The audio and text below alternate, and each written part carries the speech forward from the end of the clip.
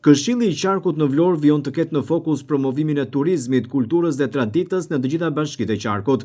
Edhe gjatë këtij viti, vëmendje veçantë do të kushtohet zhvillimit të aktiviteteve kulturore, të cilat synojnë jo vetëm ruajtjen e trashëgimisë kulturore, por edhe nxitjen e turizmit dhe gjallërimin e jetës artistike në zona të ndryshme të Qarkut.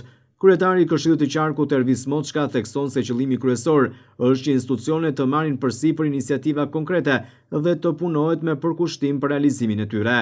Sipas tij nuk mjafton vetëm ideja, por është e domosdoshme angazhimi serioz për ta kthyer atë në një aktivitet të prekshëm për komunitetin dhe vizitorët. Në këtë kuadër, një nga aktivitetet që pritet të lançohet është Festivali i Këngës Vlonjante, një nismë që synon të promovojë identitetin muzikor të qytetit dhe zonave përreth. Ky aktivitet, i cili pati sukses vitin e kaluar, parashikohet të shërbejë si një piknisje, ndërsa në vijim synohet që modele të ngjashme të shtrihen edhe në qytete të tjera turistike të Qarkut, duke krijuar një kalendar të pasur aktivitetesh kulturore gjatë sezonit veror.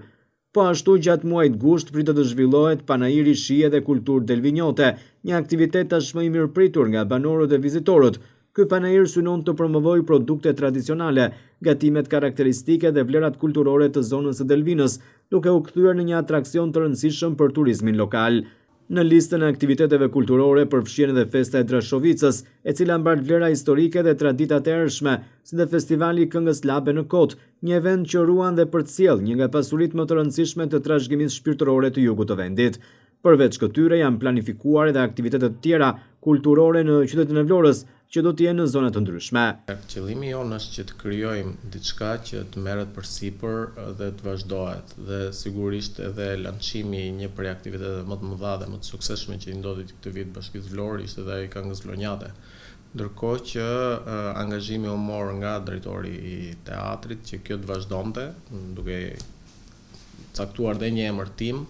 Megjithatë do të shikohet në vijim nëse ne do të futemi apo do të jetë Bashkia Vlorë tashme që do vazhdojë ciklin e dytë, për ne të parë mundësinë që një aktivitet të tillë ta zhvillojmë në një nga bashkitë tona të tjera të jugut, që do thotë Onë i Mar, Onë Sarandi, jemi akoma në diskutime se ku për të dhënë jetë edhe qyteteve të tjera tona turistike, ndërkohë që po do të jemi prezent me aktivitete kulturore, do të vazhdojmë të njëjtat aktivitete, do të marrim përsipër organizimin e Panairit Shije dhe Kulturë Delvinjote, që është tashmë në gusht kthehet në një fest të madhe në Delvin, ku gjithë njerëzit dalin shesh dhe është shumë i mirëpritur.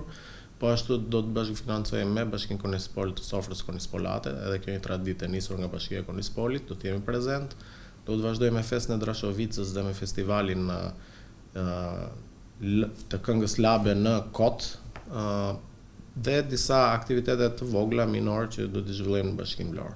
Sipas kryetarit të Këshillit të Qarkut Ervis Moçka, këto aktivitete janë pritur shumë mirë nga komuniteti dhe turistët, duke treguar se kultura dhe tradita veten elementet më të rëndësishëm të identitetit lokal dhe një aset i vlefshëm për zhvillimin e turizmit.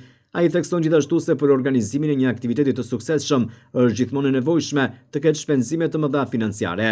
Ajo që bën diferencën sipas tij është puna e mirë, organizimi dhe angazhimi sinqert i institucioneve dhe komunitetit. Nga feedbacku që kemi marrë, një sër aktivitetet që janë pritur shumë mirë. Më thash, nuk është nevoja që ti jesh prezent me shpenzime shumë mëdha për të krijuar një aktivitet, mjafton pak impenjim, angazhim, dëshirë e madhe për të realizuar dhe realizon gjëra shumë të mira. Këshilli i Qarkut në Vlorë synon që përmes këtyre iniciativave të krijojë frym bashkëpunimi mes bashkive, institucioneve kulturore dhe banorëve, duke kthyer Qarkun në një destinacion ku kultura, tradita dhe turizmi ndërthuren natyrshëm gjatë gjithë vitit.